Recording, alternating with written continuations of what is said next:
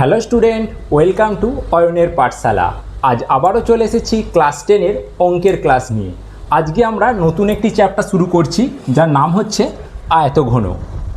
আগে আমরা এই চ্যাপ্টার অঙ্কতে যাওয়ার আগে এই চ্যাপ্টার থেকে কিছু মেন জিনিসগুলো আমরা জেনে নেব, মানে বেসিকটা ক্লিয়ার করে নেব, এর কী সূত্র আছে সেগুলো জেনে নেব।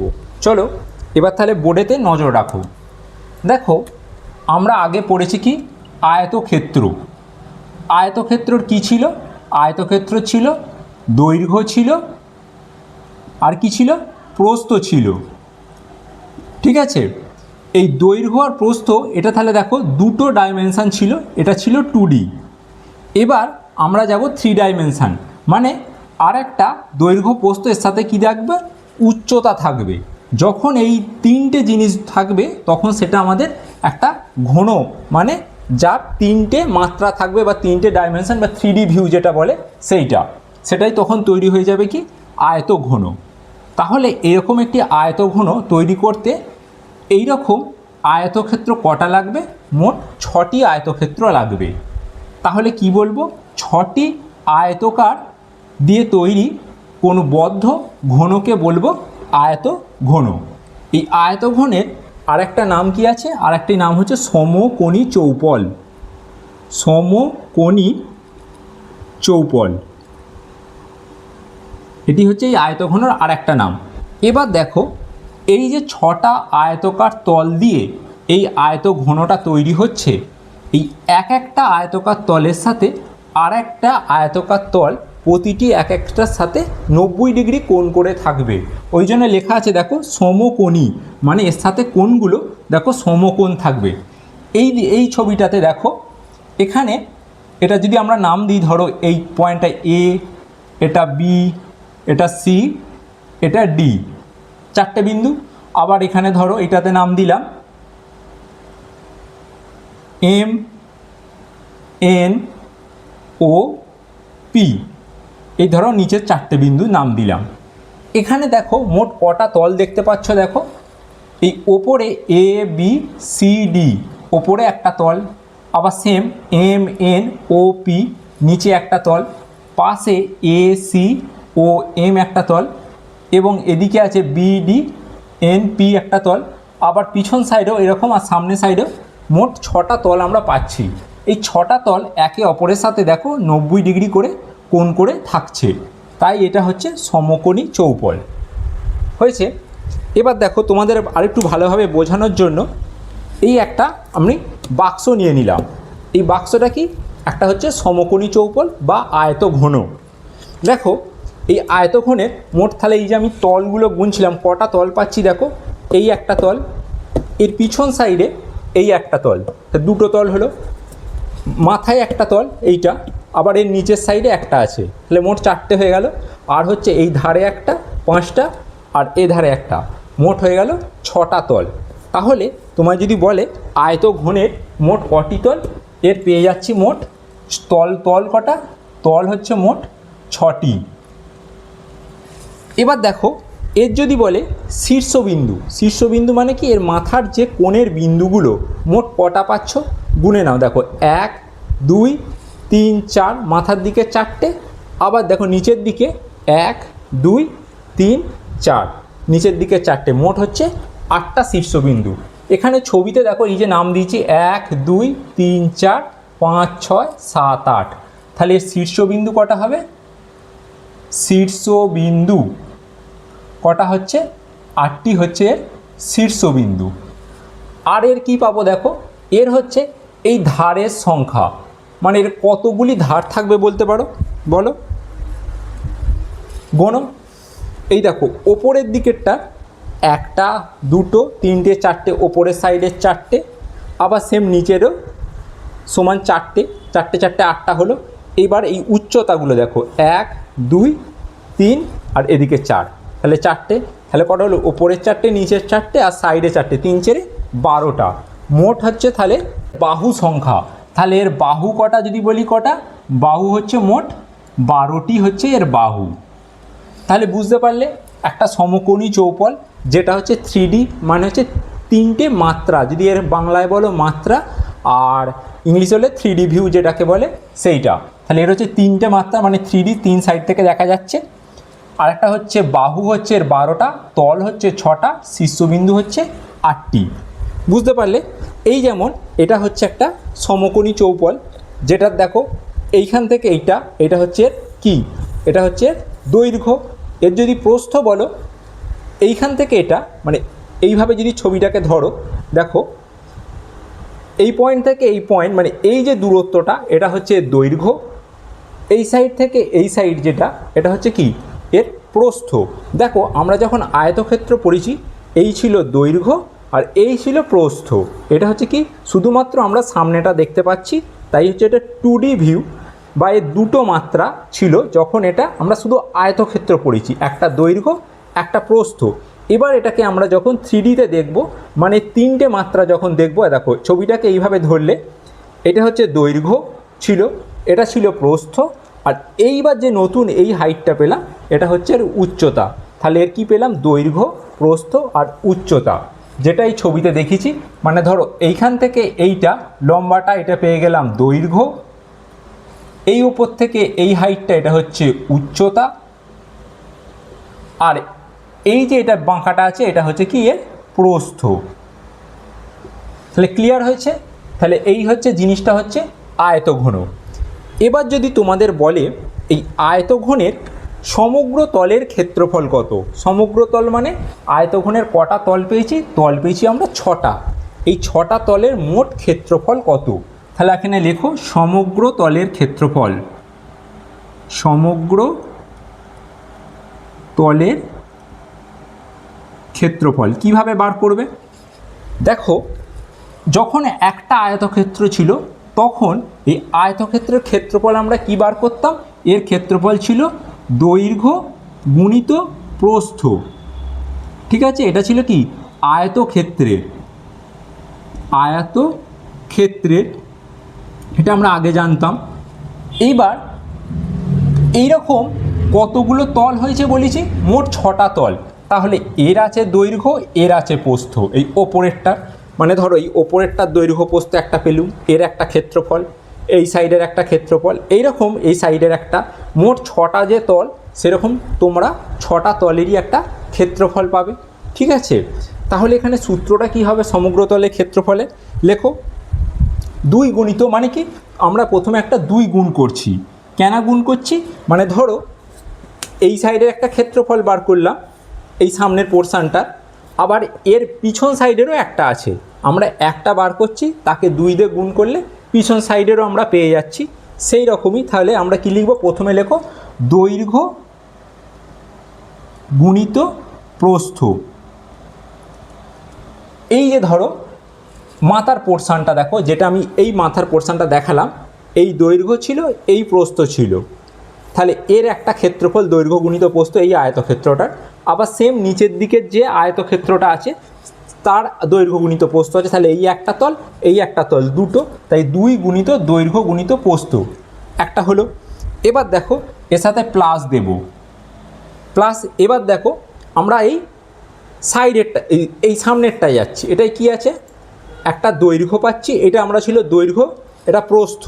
এবার এটাকে আমরা 3Dতে দেখছি, দেখো একটা দৈর্ঘ্য আর একটা, এটা দৈর্ঘ্য ছিল, এটা কি উচ্চতা। তাহলে আমরা কি লিখব, দৈর্ঘ্য গুণিত উচ্চতা হলো। এরকম এরও এদিকে একটা দৈর্ঘ্য গুণিত উচ্চতা, পিছন সাইডে একটা আছে, তাই 2 গুণ আছে, আবার যোগ দাও। এবার এই পাশটার দেখো, এই পাশটা কি আছে, একটা উচ্চতা আছে আর একটা প্রস্থ আছে। তাহলে এখানে কি হবে, একটা প্রস্থ গুণিত উচ্চতা দিয়ে ব্র্যাকেট শেষ। তাহলে এই যে টোটালটা পেলাম, এটাই হচ্ছে আয়তক্ষেত্রের সমগ্র তলের ক্ষেত্রফল। বুঝতে পারলে? তাহলে 2 গুণিত দৈর্ঘ্য গুণিত প্রস্থ প্লাস দৈর্ঘ্য গুণিত উচ্চতা প্লাস প্রস্থ গুণিত উচ্চতা, এটাই হচ্ছে সমগ্র তলের ক্ষেত্রফল কার, আয়তঘনের। এবার এসো এই আয়তঘনের ঘনফল, ঘনফল মানে কি, এর আয়তন। এবার এসো আয়তঘনের আয়তনের সূত্র। আয়তনটা কিভাবে বার করবে, এই ধরো এটা হচ্ছে একটা সমকোণী চৌপল বা আয়তঘন, যার সমগ্রতল পেয়ে গেলাম, মানে চার সাইডের আমরা ক্ষেত্রফল, এই সাইড এই সাইড এই সাইড আবার এদিক এদিক, মানে পুরো সমস্ত সমগ্রতলে ক্ষেত্রফল পেয়ে গেলাম। এবার যদি বলে আয়তনের, আয়তন মানেটা কি, এই ধরো ওটা ছিল সেই আয়তঘনটাকে যদি ভেতরটা খুলি, এই বক্সের ভেতরের যে কতটুকু জিনিস আমরা এই বক্সের ভিতর রাখতে পারবো, এই যে ভেতরের যে জিনিসটা এতে কতটা রাখতে পারবো, এটাই হচ্ছে এর আয়তন, মানে এর ভিতরে কতটা জিনিস ধরবে। এর মধ্যে আমরা বিভিন্ন জিনিসই রাখতে পারি, সেটা আমরা যখন অঙ্কে পড়ব সেটা আমরা বুঝতে পারবো, ভেতরে কতটা ধরবে সেটাই হচ্ছে আমাদের আয়তন। তাহলে এর আয়তনটা বার করতে গেলে তাহলে কি সূত্র লিখব, এর আয়তন হচ্ছে, তাহলে কি পাচ্ছ দেখো, এর দৈর্ঘ্য গুণিত এই যে টোটাল যে বাইরেটা আছে তার দৈর্ঘ্য গুণিত প্রস্থ গুণিত উচ্চতা। এই যে এটা দৈর্ঘ্য গুণিত প্রস্থ গুণিত উচ্চতা গুণ করলে এর ভেতরের যে আয়তন, এই আয়তনটা আমরা পেয়ে যাব। এর আর একটা সূত্র কি আছে, এর কর্ণের দৈর্ঘ্য, কর্ণের দৈর্ঘ্য। আচ্ছা, এর দৈর্ঘ্য গুণিত প্রস্থ, এটা ছিল কি, এর সমগ্রতলে ক্ষেত্রফল, এর একক কি হবে, এর একক হচ্ছে বর্গ একক, সেন্টিমিটার বললে সেন্টিমিটার, মিটার বললে মিটার, এগুলো। আর আয়তনের কী ছিল, এটা হচ্ছে ঘন একক, এর এককটা হচ্ছে ঘন একক, ঠিক আছে। মানে কি, ঘন সেন্টিমিটার ঘন মিটার, এর আয়তঘনের যখন এককটা বসাবে, এটা ছিল বর্গ একক। এইবার দেখো কর্ণের দৈর্ঘ্য, কর্ণের দৈর্ঘ্য কী করে সূত্রটা বার করবে বলো। কর্ণ মানে কি, দেখো যখন একটা আয়তক্ষেত্র ছিল তার যদি কর্ণ বার করি কী করতাম, এই কোণাকুনি আমরা যোগ করে দিতাম, এই কোণাকুনি যোগ করে দিতাম, এটা হচ্ছিল এর কর্ণ, এক একটাকে বলছিল এর কর্ণ। ধরো এই ও বিন্দু থেকে গিয়ে এই বি বিন্দুতে যে টাচ হলো, এটাই হচ্ছে এই আয়তক্ষেত্রের কর্ণ, এই আয়তঘনের কর্ণ। আবার এ বিন্দু থেকে যদি ভেতর থেকে আমরা টানি, এই পি বিন্দুতে টাচ করবে, এটাও এর কর্ণ। আবার দেখো এই এন বিন্দু থেকে যদি করি সি বিন্দুতে, আবার এম বিন্দু থেকে যদি কাটো এই ডি বিন্দুতে টাচ করবে, এগুলি হচ্ছে এই আয়তঘনের এক একটি কর্ণ, ঠিক আছে। তাহলে কর্ণের দৈর্ঘ্য যদি বলি, এই কর্ণের দৈর্ঘ্যের সূত্রটা কী হবে বলে ফেলো। সূত্র হচ্ছে রুট ওভার অফ দৈর্ঘ্য স্কয়ার প্লাস প্রস্থ স্কয়ার প্লাস উচ্চতা স্কয়ার, এই হচ্ছে আয়তক্ষেত্রে কর্ণের দৈর্ঘ্যের সূত্র। কি, দৈর্ঘ্য যে আছে দৈর্ঘ্যের মাপ দেবে তার স্কয়ার প্লাস প্রস্থ স্কয়ার প্লাস উচ্চতা স্কয়ার দিয়ে টোটালটাকে রুট করলে এটা হচ্ছে কর্ণের দৈর্ঘ্যের সূত্র। এর একক কি হবে, এর এককটাই শুধুমাত্রই একক বসবে, মানে ধরো মিটার থাকলে মিটার, সেন্টিমিটার থাকলে সেন্টিমিটার, কারণ কি এটা শুধুমাত্র দৈর্ঘ্য দিয়েছে, দৈর্ঘ্যের যা একক থাকবে সেই এককটাই কর্ণের দৈর্ঘ্যেরও একক বসবে। তাহলে এই তিনটে জিনিস ক্লিয়ার হয়েছে। এটা হলো তোমার সমকোণী চৌপল বা আয়তঘন। এবার দেখো এই যে সমকোণী চৌপলটা আমরা করেছি, এই জায়গাটা মুছলাম।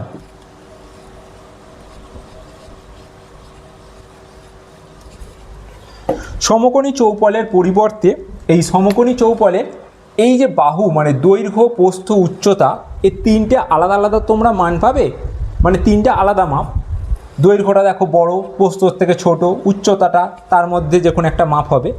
এবার যখন এই তিনটে মাপই সমান হবে, মানে দৈর্ঘ্যও যা প্রস্থও তাই উচ্চতাও তাই, যেমন কি ছিল আয়তক্ষেত্রের সময়, আয়তক্ষেত্রের দৈর্ঘ্য আর প্রস্থ যখন সমান হয়ে যেত তখন তাকে আমরা কি বলতাম, বর্গক্ষেত্র বলতাম।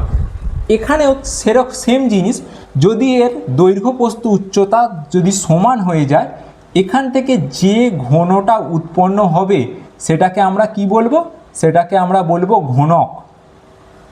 এই ধরো একটা আমরা ঘনক আঁকলাম, ঘনক আমরা কি দেখেছি, আমরা দেখেছি কি লুডোর ছক্কা, আমরা লুডোর ছক্কা সকলেই দেখেছি, সেই একটা লুডোর ছক্কাটা হচ্ছে একটা ঘনকের উদাহরণ। দেখো এর দৈর্ঘ্য উচ্চতা প্রস্থ যা ছিল সমস্তই কিন্তু এর সমান, এর মাপগুলো সমান। তাহলে এটাকে আমরা দৈর্ঘ্য প্রস্থ উচ্চতা বলে বলবো না, এর এক একটাকে আমরা কি বলবো, এক একটাকে আমরা বলবো বাহু বলে আমরা এটাকে প্রকাশ করব। এটাও একটা বাহু, এরও একটা বাহু, এরও একটা বাহু, এরও একটা বাহু, এরকম। তাহলে এর বাহু সংখ্যা কত হবে? 12টি। এর সেম যা আছে 12টি। এর তল সংখ্যাও দেখো 6টি, শীর্ষবিন্দুর সংখ্যাও দেখো 8টি হবে। শুধুমাত্র এদের এটা কি, এরা হচ্ছে প্রতিটা বাহুই হচ্ছে সমান, সেটাই হচ্ছে আমরা কি জানবো, এটা হয়ে গেল আমাদের ঘনক। এই হচ্ছে ঘনক হলো। তাহলে এই ঘনক যখন অঙ্কে তোমায় বলবে, তখন এই ঘনকেরও সমগ্র তলের ক্ষেত্রফল বার করতে হবে। তাহলে তখন আমরা কি লিখব? এই 2 যেমন গুণ আছে 2 গুণ করব। এবার দেখো দৈর্ঘ্য প্রস্থ, মানে এখানেও আসছে কি, দেখো বাহু গুণিত কি হবে, বাহু, প্লাস এর দৈর্ঘ্য গুণিত উচ্চতা ছিল, এখানেও হচ্ছে বাহু গুণিত বাহু, প্লাস প্রস্থ গুণিত উচ্চতা, মানে কি এখানেও তার মানে বাহু গুণিত বাহু, যেহেতু সব সমান। তাহলে এই বাহু গুণিত বাহু এলে কি হলো, বাহু গুণিত বাহু মানে এখানে বাহু স্কোয়ার এলো একটা, প্লাস পরেরটাতেও বাহু স্কোয়ার, প্লাস তারপরেরটাতেও হচ্ছে বাহু স্কোয়ার, পাশে 2 রয়েছে। তাহলে কটা বাহু? 3টে। তাহলে লিখব কি 2 গুণিত 3 বাহু স্কোয়ার। তাহলে সমান লিখব কত, 3 দুগুণে 6 বাহুর স্কোয়ার। এই যে এলো 6 বাহু স্কোয়ার, এটাই হচ্ছে একটা ঘনকের সমগ্রতলের ক্ষেত্রফলের সূত্র। এটা হচ্ছে একক কি হবে, এর একক হচ্ছে যেহেতু ক্ষেত্রফল তাই হচ্ছে বর্গ একক। দেখো এই ওপরেরটা ছিল ঘনকের মানে আয়তঘনের বা সমকোণী চৌপলের সমগ্রতলের ক্ষেত্রফল, আর 6 ইন্টু বাহু স্কোয়ার, বাহুর যে মাপটা দেবে এখানে বসালি, সেটা হচ্ছে তোমার ঘনকের সমগ্রতলের ক্ষেত্রফল। সেম তোমরা এখানে আয়তনেরও সূত্রটা পেয়ে যাবে। দেখো আয়তন আমরা কি পেয়েছি, দৈর্ঘ্য গুণিত প্রস্থ গুণিত উচ্চতা। এর তাহলে দৈর্ঘ্য প্রস্থ উচ্চতা বলে তো কিছু নেই, এর তাহলে কী হবে, এর আয়তনটা বাহু গুণিত বাহু গুণিত বাহু। এর আয়তনটা এখানে লিখতে পারো, এর আয়তনের সূত্র কি হবে, বাহু গুণিত বাহু গুণিত বাহু। তাহলে সমান কটা, 3টে বাহু, মানে গুণ আছে তার মানে কি বাহুর কিউব। এটাই হচ্ছে এত ঘন একক, এর হচ্ছে আয়তনের সূত্র। সেমই দেখো এ শুধু দৈর্ঘ্য প্রস্থ উচ্চতা আলাদা ছিল বলে আলাদা আলাদা গুণ করেছি, আর যদি যেহেতু 3টে বাহু যেহেতু ঘনকের সেম, তাহলে এটা 3টে বাহুর গুণ, মানে এটা হচ্ছে বাহুর কিউব হবে। এটা হচ্ছে আয়তনের সূত্র। আর একটা কি আছে, কর্ণের দৈর্ঘ্য। এবার যদি কর্ণের দৈর্ঘ্য বলে, এরও সেমই সূত্র, কি দৈর্ঘ্য প্রস্থ উচ্চতা আছে, প্রতিটার জায়গায় বাহু বাহু এসে যাবে। তাহলে কি বসবে, দেখো এখানে প্রথমে বসবে বাহু স্কোয়ার, তারপরে প্রস্থর জায়গাতেও বসবে বাহু স্কোয়ার, প্লাস উচ্চতার জায়গাতেও বসবে কত, বাহু স্কোয়ার। এর টোটাল আসছে কি রুট। তাহলে সমান কত, 3টে বাহুর যোগফল।